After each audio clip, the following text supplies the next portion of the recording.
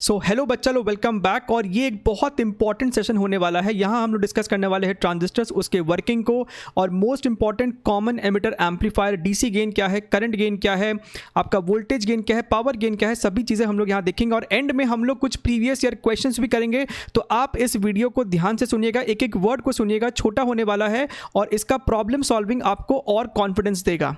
ठीक है, यहाँ पे जो आपका सब टॉपिक्स होगा that is your transistor type. Symbol क्या है, वेरी इंपॉर्टेंट। बच्चों को कभी कभी कंफ्यूजन होता है कि सर एरो किधर लगाना है हमको। Working of transistor, DC current gain, characteristic curves, very very important. बहुत ज़्यादा भी डीप में नहीं जाएंगे, डिटेल में नहीं जाएंगे, सिर्फ काम की बातें आपको यहाँ पे बताई जाएंगी। ट्रांजिस्टर एज एन एम्पलीफायर, और वहाँ पे इंपॉर्टेंट बात क्या है, कॉमन एमिटर एम्पलीफायर में आपको अलग अलग गेन पैरामीटर्स क्या क्या है, राइट। और एंड में अपना प्रीवियस ईयर क्वेश्चंस, बहुत अच्छे अच्छे क्वेश्चंस आपको पूछे गए थे स्पेशली 2019 में। तो हम लोग यहाँ पे सारे सवाल को यहाँ पे देखने वाले हैं। चलिए, अच्छा, ये एक और इंपॉर्टेंट इन्फॉर्मेशन, जो बच्चे नए हैं इस चैनल पे, हम लोगों ने बहुत सारे टॉपिक्स को ऑलरेडी कवर किया हुआ है। सबका फ्री पीडीएफ नोट आपको उनके रेस्पेक्टिव वीडियोस के डिस्क्रिप्शन बॉक्स में मिलेगा, और ये सभी वीडियो एक प्लेलिस्ट में है, इसका लिंक आपको नीचे मिलेगा। तो जरूर से जाइए, इसको देखिए, आपके एग्जाम के प्रिपरेशन को बहुत बूस्ट करेगा, आपको एक एक्स्ट्रा एज मिलेगा। चलिए, अब हम लोग बात करते हैं काम की। यहाँ पे ट्रांजिस्टर की अगर हम लोग बात करें तो अनलाइक सिंपल पीएन डायोड जहां पे दो टर्मिनल होता है, यहां पे आपके पास 3 टर्मिनल और 2 जंक्शन होता है। 2 टाइप का ट्रांजिस्टर होता है, एक आपका होता है एनपीएन और दूसरा आपका होता है पीएनपी, राइट। तो यहां पे, अच्छा, अगर आपको यहाँ पे एन क्या है, पी क्या है, इसमें भी थोड़ा बहुत डाउट है, तो ऑलरेडी हम लोगों ने एक वीडियो यहाँ पे बनाया है जीना डायोड पे, जहाँ पे हमने इसके बेसिक्स को भी कवर किया है। उसका भी लिंक आपको नीचे होगा, जाके आप उसको देख सकते हैं। ठीक है, तो यहाँ पे P जो है वो सैंडविच होता है 2 N के बीच में, और यहाँ पे N जो है वो 2 P के बीच में सैंडविच्ड है। अच्छा, इस वाले को हम लोग E से डिनोट करते हैं, दैट इज़ योर एमिटर। बीच वाला आपका बेस होता है, और ये तीसरा वाला आपका होता है कलेक्टर साइड। ठीक है, अब यहाँ आप डायग्राम में भी देख सकते हैं, इसका विड्थ कम है, इसका विड्थ सबसे कम है, और इसका विड्थ सबसे ज़्यादा है, कलेक्टर का विड्थ सबसे ज़्यादा है। तो यहाँ पे भी आपके पास कुछ इंपॉर्टेंट प्रॉपर्टीज़ होता है जिसके ऊपर ये ट्रांजिस्टर फंक्शन करता है। एमिटर जो होता है उसका साइज़ मॉडरेट है, लेकिन ये हाईली डोप्ड होता है। इट्स यहाँ पे आपको जो चार्ज कैरियर्स होते हैं उसका कॉन्सेंट्रेशन बहुत ज़्यादा होता है। अगर हम यहाँ एनपीएन की बात करें तो इस एमिटर में आपको इलेक्ट्रॉन्स का कॉन्सेंट्रेशन बहुत ज़्यादा होगा। अगर हम बात करें पीएनपी की, तो यहाँ पे आपको होल्स का, विच is your majority charge carriers, उसका कॉन्सेंट्रेशन ज़्यादा होगा। अच्छा, बेस की बात कर लेते हैं। बेस आपको बहुत पतला होता है, बहुत पतला होता है और लाइटली डोप्ड होता है। ठीक है, और कलेक्टर आपको काफ़ी चौड़ा होता है, इसका विड्थ ज़्यादा है और ये मॉडरेटली डोप्ड है। ठीक, चलिए, इसकी अगर हम लोग सिंबल की बात करें तो एनपीएन का सिंबल आपको ऐसा होता है और पीएनपी का सिंबल ऐसा होता है, राइट। आपको यहाँ पे ध्यान क्या रखना है, ये आपका हो गया एमिटर, बेस एंड कलेक्टर। यहाँ से आपको 3 टर्मिनल्स दिख रहे हैं। यहाँ पे एरो का डायरेक्शन आपको हमेशा एमिटर वाले पे लगाना होता है, और हमेशा एरो लगाएंगे आप पी से एन की तरफ। इस चीज़ को याद कर लीजिए, एरो आप लगाते हो P से N की तरफ। ठीक है, एरो का डायरेक्शन बेसिकली आपको बताता है कि करंट का डायरेक्शन क्या होने वाला है। एरो का डायरेक्शन करंट का डायरेक्शन बताता है, राइट। हमेशा P से N की तरफ आपको करंट फ्लो करता है, और ये हम लोग देख चुके हैं। अगर आपका एक PN डायोड फॉरवर्ड बायस्ड होता है तो वहाँ पे करंट P से N की तरफ फ्लो करता है। सो बेसिकली हम जो ट्रांजिस्टर देखेंगे नॉर्मल फंक्शनिंग में, नॉर्मल वर्किंग में, आपका जो एमिटर बेस होता है, एमिटर बेस्ड, ये फॉरवर्ड बायस्ड होता है, और आपका जो कलेक्टर बेस होता है वो आपको रिवर्स बायस्ड होता है। ठीक है, चलिए, अब हम लोग बात करते हैं इसके वर्किंग की, यानी कि चार्ज कैसे फ्लो कर रहा है, कहाँ से कहाँ फ्लो कर रहा है। तो यहाँ हमने एक एग्जांपल लिया है एनपीएन ट्रांजिस्टर का, और ये आपको एक कॉमन बेस ट्रांजिस्टर बनाया है हमने बेसिकली। मतलब बेस जो है, आप देखिए, ये वाला बैटरी भी आपको बेस से कनेक्टेड है, और ये वाला बैटरी का भी एक टर्मिनल इस बेस से कनेक्टेड है। ठीक है, अच्छा, now let us focus on initially emitter and base. ठीक है, आप यहाँ अगर ध्यान से देखें तो ये जो आपका N वाला साइड है उसको हमने कनेक्ट किया है नेगेटिव टर्मिनल से। कहने का मतलब है यहाँ पे आपको एमिटर बेस्ड फॉरवर्ड बायस्ड है, N वाले को नेगेटिव से ही कनेक्ट किया है, तो ये आपको फॉरवर्ड बायस्ड हो गया। और ये वाला जो N है उसको हमने पॉजिटिव से कनेक्ट किया है, तो ये आपको रिवर्स बायस्ड हो गया। ठीक है, ये फॉरवर्ड बायस्ड है, ये रिवर्स बायस्ड है। अच्छा, अब इसको VEE ही बोलते हैं, आप इसको और कोई सिंबल मत दे देना। राइट। ये जो बैटरी आपका ई वाले साइड से कनेक्टेड है इसको बोलते हैं VEE, और अगर ये आपका सी साइड से कनेक्टेड है तो इसको बोलेंगे VCC। ठीक है, बढ़िया है सर। अब देखिए आप सर, ये आपका फॉरवर्ड बायस्ड है, तो आपका ये जो इलेक्ट्रॉन है आप यहाँ पे देख सकते हैं ये आपका नेगेटिव टर्मिनल है, तो ये इलेक्ट्रॉन्स आपको बेसिकली राइट साइड मूव करना चालू करेंगे। ये अच्छा खासा वेलोसिटी गेन करके राइट साइड ट्रैवल करेगा। ठीक है, अगर इलेक्ट्रॉन राइट साइड जा रहा है तो हम कह सकते हैं करंट आपको लेफ्ट साइड फ्लो करेगा, तो यहाँ पे जो आपको करंट का डायरेक्शन होगा वो लेफ्ट साइड होगा। अब यहाँ पे क्या है, भर भर के इलेक्ट्रॉन आपको बेस तक पहुँचता है, लेकिन बेस बहुत ही पतला है और लाइटली डोप्ड है, बहुत पतला है, तो मेजॉरिटी ऑफ इलेक्ट्रॉन्स इस बेस को क्रॉस करके कलेक्टर में पहुंच जाता है। ठीक है, और इसको पहुंचाने का एक और बड़ा कारण ये है कि आपका जो कलेक्टर साइड है ना, यानी कि बेस कलेक्टर है, वो रिवर्स्ड बायस्ड है, तो ये जो पॉजिटिव टर्मिनल है यहाँ पे है वो आप देख सकते हैं कि इलेक्ट्रॉन को अपनी तरफ और खींच लेगा। तो यहाँ से इलेक्ट्रॉन पहले बेस में आता है, मेजॉरिटी इलेक्ट्रॉन्स आपको कलेक्टर में चला जाता है। ठीक है, और बहुत कम इलेक्ट्रॉन आपको यहाँ से फ्लो करेगा। कहने का मतलब है अगर यहाँ से 100 इलेक्ट्रॉन्स बेस में पहुँचा तो 95 इलेक्ट्रॉन आपको कलेक्टर में चला जाएगा और 5 इलेक्ट्रॉन आपको नीचे चला जाएगा। ठीक है, बेस में बेसिकली आपको कुछ रिकॉम्बिनेशन होता है, उसको अभी हम लोग उतना डिटेल में नहीं जा रहे हैं। यहाँ से अब पे अगर आप ऊपर समझे तो आपको 5 इलेक्ट्रॉन यहाँ चला गया, 95 इलेक्ट्रॉन्स यहाँ चला जाएगा। ठीक है, अब इसी को आप करंट का डायरेक्शन में देखिए, इलेक्ट्रॉन शुरुआत में राइट मूव करता है यहाँ पे, तो ये हो गया आपको करंट का direction opposite to the flow of current, और इसको हम लोग कहेंगे एमिटर करंट। ये आपका एमिटर साइड था, बढ़िया है। यहाँ पे इलेक्ट्रॉन आपको नीचे मूव किया होगा तो करंट दिखाएंगे ऊपर की तरफ, this is your base current, और यहाँ पे आपका कलेक्टर करंट।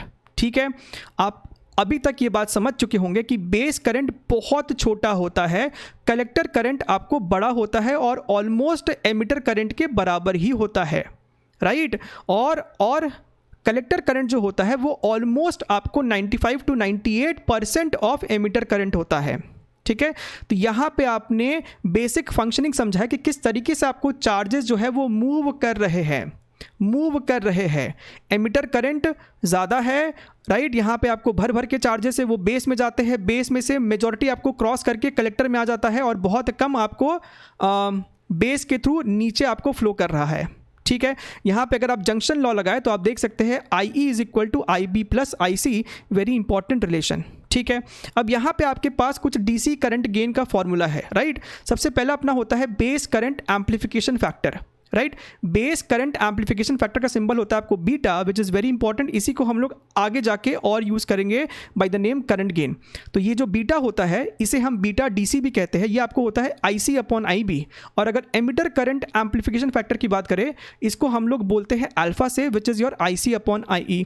तो दोनों में आपको IC जो है वो न्यूमरेटर में होगा, यहाँ आपको नीचे में IB है, यहाँ पे आपको IE है। ठीक है, अब हमने अभी यहाँ पे ये फॉर्मूला देखा था, राइट। तो आप इस दोनों फॉर्मूलेस को इस्तेमाल कीजिए। IE को हम लोग यहाँ पे लिख सकते हैं IC/α, और IB को हम लोग यहाँ से लिख सकते हैं IC/β। IC आपका कट जाएगा, और अल्फा का आपको रिलेशन आ गया, वेरी वेरी इंपॉर्टेंट रिलेशन। पहले इसके ऊपर डायरेक्ट फॉर्मूला बेस्ड क्वेश्चन आ चुका है। अल्फा = β/1 + बीटा, आपको बीटा दे देगा, अल्फा पूछ लेगा, या फिर अल्फा दे के बीटा पूछ लेगा, या फिर डायरेक्ट फॉर्मूला ही पूछ देगा। ठीक है, अच्छा, यहाँ पे आप एक और बात देखिए, हमने अभी देखा था कि जो आपका बेस करंट है वो बहुत कम होता है, बहुत छोटा होता है। तो आप यहाँ देख सकते हैं बीटा की वैल्यू ज़्यादा होगी, और अल्फा की अगर हम लोग बात करें तो IC आपका ऑलमोस्ट IE के बराबर ही होता है, लेकिन IE से छोटा होता है। 95 to 98% ऑफ IE है। कहने का मतलब है कि आपका जो अल्फा है वो ऑलमोस्ट 1 के बराबर है, लेकिन 1 से थोड़ा सा छोटा है। Alpha is a little smaller than 1। तो ये आपको कुछ कॉन्सेप्ट वाली बातें हो गई।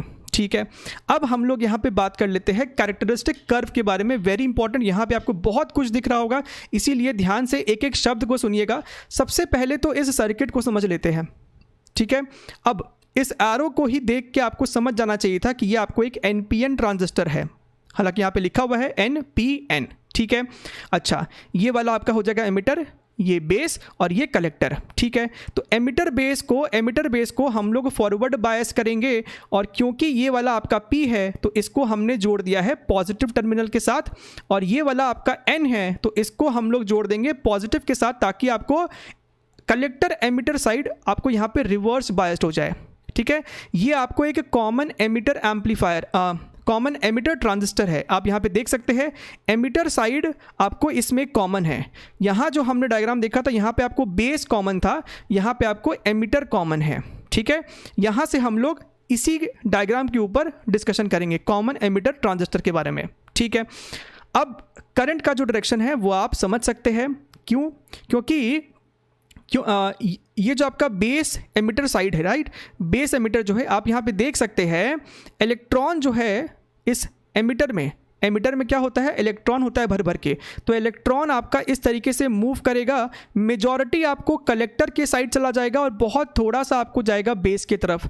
तो इलेक्ट्रॉन का मूवमेंट आपको बेस में यहाँ पे ऐसा लेफ्ट होगा तो करंट आपको राइट साइड हो जाएगा, राइट। यहाँ पे आपको इलेक्ट्रॉन ऐसे मूव कर रहा है तो करंट आपको नीचे की तरफ है, और यहाँ पे इलेक्ट्रॉन आपको ऐसे मूव करेगा तो करंट आपको यहाँ पे लेफ्ट साइड है, IC, IB एंड IE। यहाँ पे अगर आप देखें तो फिर से आपका IE is equal to IB plus IC satisfy करना चाहिए, ठीक है। अब यहाँ पे हम लोग बात करते हैं दो कैरेक्टरिस्टिक कर्व, एक होता है इनपुट कैरेक्टरिस्टिक और एक आपको होता है आउटपुट कैरेक्टरिस्टिक। इनपुट कैरेक्टरिस्टिक में हम लोग IB वर्सेस VBE का ग्राफ प्लॉट करते हैं, ठीक है, keeping the output parameters constant. बात को समझिएगा, हम लोग यहाँ पे IB वर्सेस VBE का ग्राफ प्लॉट करेंगे, और ये VBE क्या है, तो VBE आपको इन दोनों टर्मिनल के अक्रॉस का पोटेंशियल डिफरेंस है, ठीक है। आउटपुट में इन दोनों टर्मिनल्स के अक्रॉस का पोटेंशियल डिफरेंस हम लोग लेते हैं VCE। तो आउटपुट कैरेक्टरिस्टिक में हम लोग VCE वर्सेस IC का ग्राफ प्लॉट करते हैं, ठीक है, कीपिंग योर IB कांस्टेंट। तो अगर हम लोग इनपुट की बात करें तो ये ग्राफ आपको जनरल एक PN डायोड वाले ग्राफ जैसा ही दिखता है। शुरुआत में आपको VBE को बढ़ाने पे IB करंट थोड़ा सा है, और फिर एक मोमेंट ऐसा आता है विच इज़ योर नी वोल्टेज, उसके बाद ये आपको इंक्रीज करना चालू कर देता है। अब यहाँ पे जो आपको कॉन्सेप्ट वाली बात ये है, for two different VCE value, right, ये ग्रीन वाला आपको VCE 1 के लिए है और येलो वाला VCE 2 के लिए है, राइट, VCE 2 के लिए है। तो आप यहाँ पे ध्यान से देखिए, अगर ये जो आपका VCE 2 है वो बड़ा है, राइट, तो ये VCE 2 का ग्राफ नीचे क्यों हुआ, क्योंकि अगर अपना VCE वैल्यू इंक्रीज करेगा, अगर VCE वैल्यू इंक्रीज करेगा, कहने का मतलब है कि आपका ये जो कलेक्टर एमिटर साइड है वो और स्ट्रांगली रिवर्स बायस्ड हो जाएगा, तो वो और ज़्यादा से ज़्यादा इलेक्ट्रॉन को अपनी तरफ यहाँ से खींचेगा, तो बहुत थोड़ा सा इलेक्ट्रॉन इधर जाएगा बेस की तरफ, विच मीन्स अगर आपने VCE को बढ़ाया है तो आपका बेस करंट घट जाएगा, और इसीलिए आपका ये जो येलो वाला कर्व है वो इस ग्रीन वाले के नीचे है। Yellow curve is below the green one, ठीक है। अच्छा, यहाँ पे एक और इंपॉर्टेंट चीज़ है विच is your input resistance. Input resistance this is defined by delta VBE upon delta IB, right. ये आपका इनपुट साइड का change in voltage upon delta IB, right.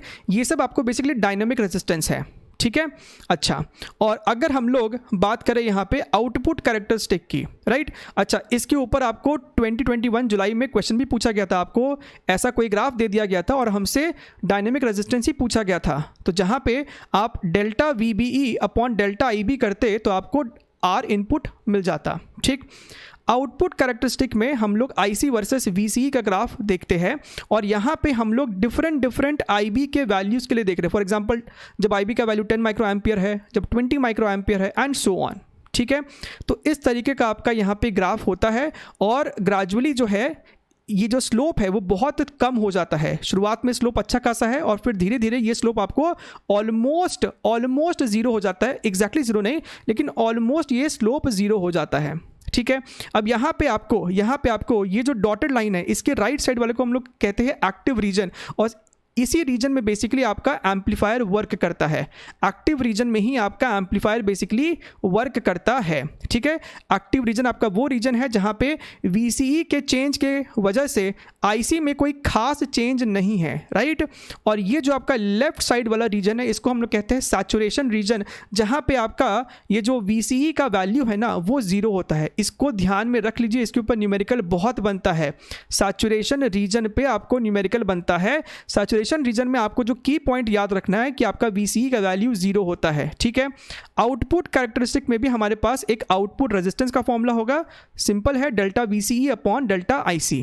ठीक है, अच्छा अब यहाँ पे आप ध्यान से देखिए, यहाँ पे आप एक चीज़ को ध्यान से देखिए, आप जब IB को इंक्रीज कर रहे हैं तो आपका रेस्पेक्टिवली IC ग्राफ भी थोड़ा सा ऊपर की तरफ जा रहा है, लेकिन यहाँ पे IB आपका माइक्रो एम्पियर्स में होता है और IC आपका मिली एम्पियर्स में है। IC की वैल्यू ज़्यादा है, तो बहुत थोड़े से IB के चेंज पे IC का चेंज ज़्यादा होता है। ठीक है, this is the property which leads it to be using for amplifier, right. Input में थोड़ा सा वेरिएशन लाने से भी आउटपुट में वेरिएशन ज़्यादा आ जाता है, इसीलिए हम लोग इसको एम्पलीफायर की तरह इस्तेमाल या यूज़ कर सकते हैं। इनपुट सिग्नल का अगर एम्पलीट्यूड थोड़ा सा है तो आउटपुट में उसका एम्पलीट्यूड इंक्रीज हो जाता है, and that is what your amplifier does, right. अब ये दोनों इक्वेशन भी लिखना आपको समझ में आना चाहिए। ये बेसिक आपको करंट इलेक्ट्रिसिटी की तरह से हम यहाँ पे इक्वेशन को लिखा है। ठीक है, क्या है यहाँ पे, ये आपका VCC है, ये आपका RC है। So what is going to be VCE, यानी कि इन दोनों टर्मिनल के अक्रॉस का पोटेंशियल डिफरेंस कितना हो जाएगा। So sir VCC minus ICRC, simple. अगर हम बात करें VBE की तो ये क्या हो जाएगा, VBB माइनस IBRB। तो ये दोनों इक्वेशन भी आपको समझ में आना चाहिए, इसको आपको लिखना आना चाहिए और ये सर्किट भी आना चाहिए, सिर्फ ऐसा नहीं कि ये फॉर्मूलेस को ही याद कर लिया।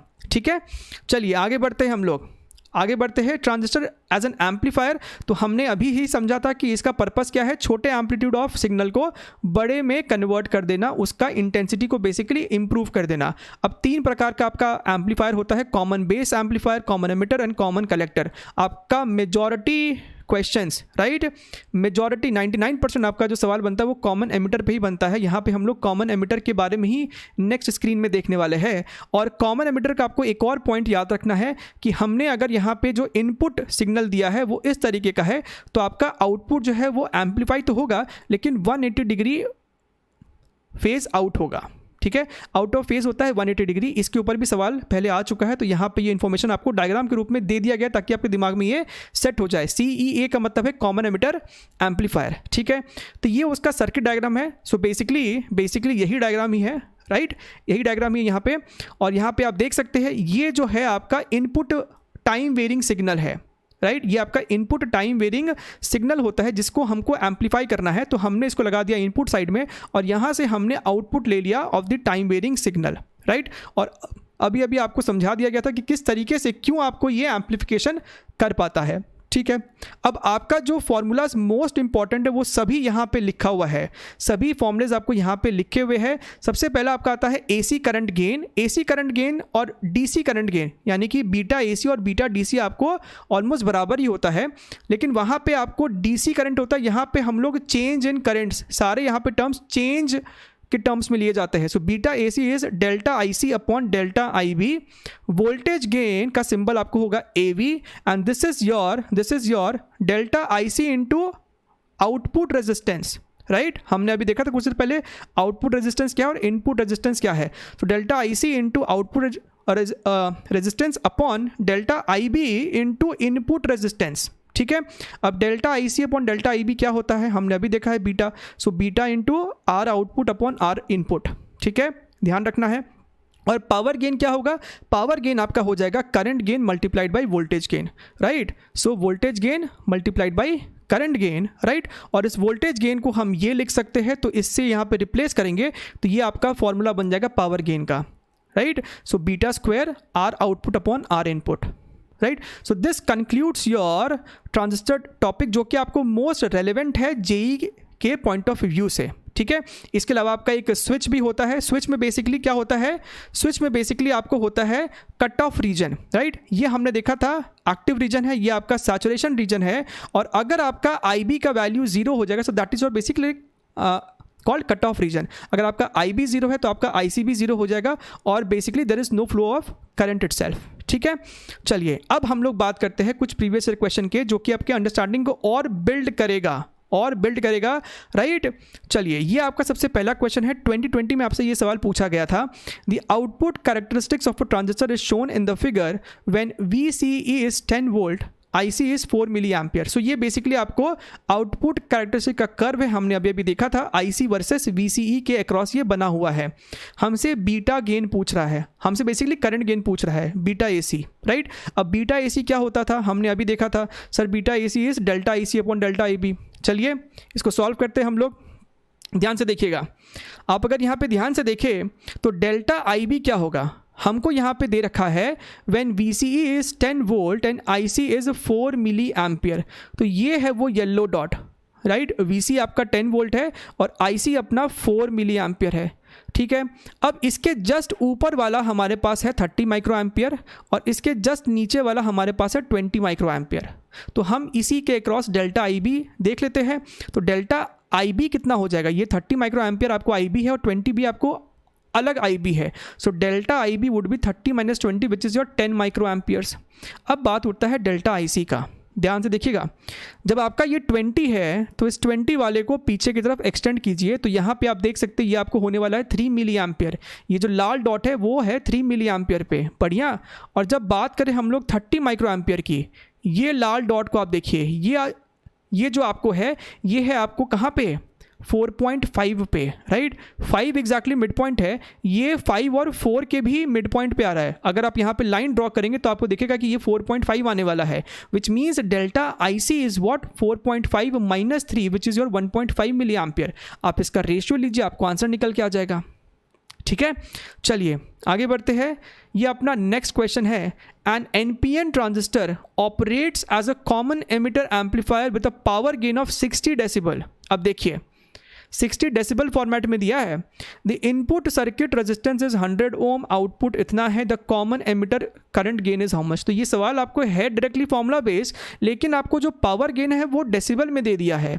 अब आप यहाँ पे ध्यान से देखिए, आपने हमको बेसिकली इस डेसिबल को कन्वर्ट करना है नॉर्मल यूनिट्स में राइट। हमने ये चीज़ पढ़ा है साउंड में लाउडनेस वाले टॉपिक में राइट। अब यहाँ पे आप ध्यान से देखिए, आपको ये चीज़ को ध्यान में रखना है, अगर पहले पूछा है तो आगे भी पूछ सकता है। Current this power gain in decibel is equal to 10 log base 10 power gain in your standard form. ठीक है राइट। अच्छा ये क्या है, ये बेसिकली आपको होता है output power upon input power. Power gain का मतलब क्या हो गया, output power upon input power right. हमें ये दे रखा है डेसिबल में, हमको ये AP चाहिए। तो यहाँ पे 60 पुट किया, यहाँ पे आपने ऐसे किया तो आपको यहाँ पे AP आ जाएगा 10 to the power 6। ये आपका हो गया power gain. Now you are going to apply this formula. आपके पास पावर गेन है, हमको बीटा निकालना है, आपको आउटपुट और इनपुट रेजिस्टेंस दिया हुआ है, वैल्यूज़ को सब्स्टिट्यूट कीजिए, आपको बीटा निकल के आ जाएगा। ठीक है, चलिए आगे बढ़ते हैं। बढ़िया क्वेश्चन 2019 का एक और अच्छा क्वेश्चन है। इन the figure given that VBB supply can very from 0 to 5 volt. ठीक है, इसका हमको दिया है वेरिएशन कहाँ से कहाँ तक हो सकता है। VCC दे रखा है, बीटा DC दे रखा है, RB दे रखा है, RC दे रखा है, VB दे रखा है। The minimum base current and the input voltage at which the transistor will go to saturation. बढ़िया। अब हमने कुछ देर पहले समझा था कि जब सैचुरेशन की बात की जा रही है तो वहाँ पे आपका VCE 0 होगा। So this question is a very good question, जहाँ पे आपको सर्किट को बेसिकली एनालाइज करना होगा। तो ध्यान से इसका सोल्यूशन को समझिएगा। एट सैचुरेशन VCE आपका 0 होता है। ठीक है, अब हमने कुछ देर पहले सीखा था how to write VCE in terms of VCC and ICRC। So basically इस वाले लाइन को, इस वाले सर्किट को हमने यहाँ पे ड्रॉ करा हुआ है। तो ये आपका VCC है, ये आपका RC है। ठीक है, हमें लिखना है व्हाट इज VCE। VCE आपका होता है इन दोनों पॉइंट्स के अक्रॉस का पोटेंशियल डिफरेंस। तो VCE को हम यहाँ पे लिख सकते हैं VCC माइनस ICRC। ठीक है, VCC माइनस ICRC, लेकिन VC अपना 0 है। VCC हमको दे रखा है, हमको IC नहीं पता है, हमको RC पता है। क्वेश्चन में RC दे रखा है, यहाँ से आपका IC निकल आएगा। अब आपको करंट गेन दे रखा है, तो करंट गेन है IC है, आप यहाँ से बेस करंट निकाल लोगे। आपके पास कलेक्टर करंट है, आप बेस करंट निकाल लिए इतना 25 माइक्रो एम्पियर, और हमसे यहाँ पे बेस करंट भी पूछा गया था। इसके अलावा हमसे पूछा जा रहा है इनपुट वोल्टेज, इनपुट वोल्टेज हमसे पूछा जा रहा है। तो यहाँ पे अगर आप ध्यान से देखिए तो हम यहाँ पे इक्वेशन लिख सकते हैं ना, ये VBB आपका कितना हो जाएगा, ध्यान से अगर आप सोचे तो ये VBB आपको, यानी कि ये VBE हमने कुछ देर पहले देखा था ना, ये VBE आपका कितना होता है, VBB माइनस IBRB। तो वहीं से उसको रीअरेंज करके हम इसको ऐसे लिख सकते थे, VBBE हमसे पूछा जा रहा है इनपुट वोल्टेज आपका कितना है, सो VBB आपका हो जाएगा IBRB प्लस VBE। हमारे पास IB है, RB है, VBE है, सब्स्टिट्यूट कीजिए आपको आ जाएगा 3.5 वोल्ट। ठीक है, चलिए आगे बढ़ते हैं। Let us move to the next question, question number 4। The transfer characteristic curve of a transistor having input and output resistance so and so is shown in the figure. The voltage and power gain are respectively. तो transfer characteristic curve, नाम से मत घबराइए, आप यहाँ पे diagram को देखिए, ग्राफ को देखिए, ये आपको IC वर्सेस IB का कर्व है, राइट। सो बेसिकली आपके पास IB और IC है एट डिफरेंट पॉइंट्स। तो आप यहाँ से बीटा तो निकाल ही सकते हो।